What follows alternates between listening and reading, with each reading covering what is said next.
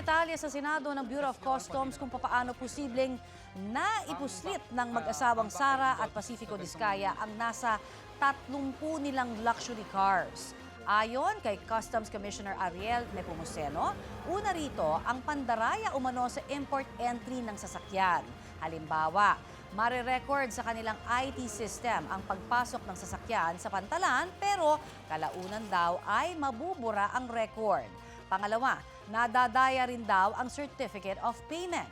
Sa halip na bilhin ang certificate sa port kung saan pumasok ang sasakyan, binibili raw ito sa ibang pantalan para hindi matunton kahit imbestigahan.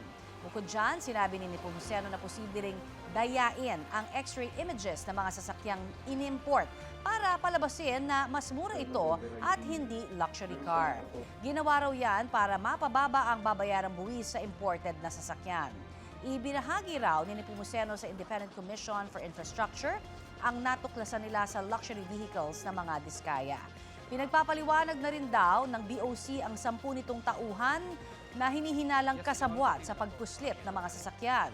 Sinusubukan pa ng GMA Integrated News na kunin ang pahayag ng mga Diskaya kaugnay sa sinabi ng BOC.